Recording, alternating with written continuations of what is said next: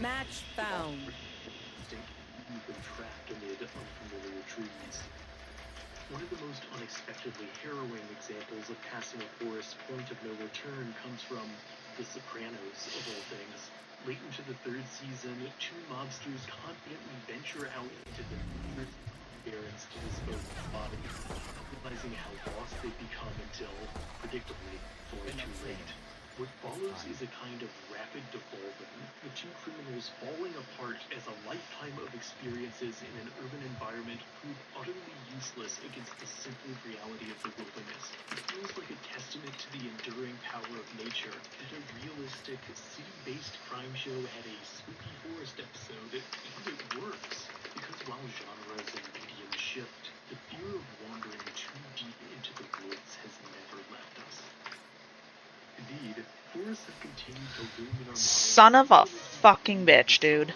Towering above the far-flung planets of science. The most common shorthand we have to portray an alien world as unmapped is to cover it with a crop of suspiciously Earth-like Spike rush. aliens in the cosmos. Planets naturally coincide with our notions of baptism and accessibility, offering the perfect staging ground for tales of sylvan isolation for our heroes to crash land into. On a literal level, the game of the forest doesn't take place on an alien planet, but it might as well, because once your plane plummets into the impossibly isolated landmass, there is no liminal buffer, no safe zone to escape to.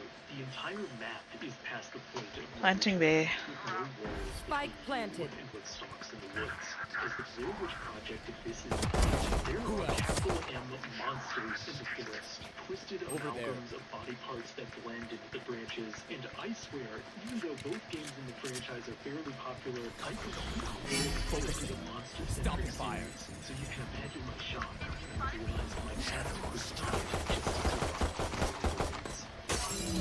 However, as a survival game, the forest is not purely the experience of being helpless and bad either. Like most works in that One genre, enemy remaining. you carve out a space for yourself to alter the very landscape to suit your needs. It's an appealing fantasy that one could sculpt the shape of woodland Clutch. into something the simplest landmark to shape around is the road or path, a line cut through the network of the woods. We associate artificial lines with safety, with folktales urging children to seek them out. Let's push out. That was actually one of the first things I tried to do in the forest, only to be confronted with how long it realistically takes to chop down a single trunk. But it was a difficult idea to give up on, because with the right lines and boundaries, I might reshape the volatile unknown into a place of rules and safety. Enemy down.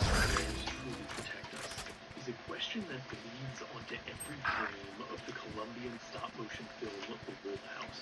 The setup is familiar. A young girl takes shelter from the big bad wolf in an abandoned cottage.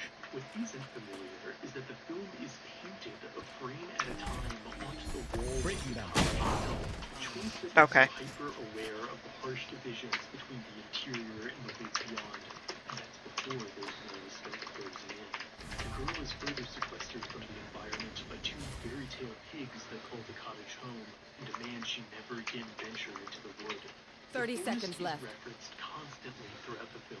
The girl endlessly reminded of the dangers it holds, and yet like her, we're almost never allowed Last to player standing. What we do see are increasingly hostile wolves compounding within the imprisoning walls, to the point where the wolf at the door feels less dangerous than the force illnesses. Spike planted. The disturbing second layer to the Wolf House is that it's inspired by the real-life cult of Colonia, an isolationist colony that enforced near total environmental seclusion from the dangerous outside Last world, round before the while switch. eternally being rife with violence and abuse. The Wolf House film was written as if it were propaganda produced by said colony, making it a surreal story within a story, although the actual text of the film is unmistakably anti-cult in its messaging. Reading between the lines, the supposed parable does not ultimately communicate the dangers of the woods outside within a system that demands total subservience. At what point do the ravenous depths of the forest become safer than a social contract? The film Pan's Labyrinth, an illusory glen of unearthly creatures, is contrasted with the totalitarian regime of 1940s Spain. The protagonist, a girl who observes both spaces, is apprehensive towards the ominous world of the forest. Over the course of the film, Last player standing. forces prove the more threatening and present menace.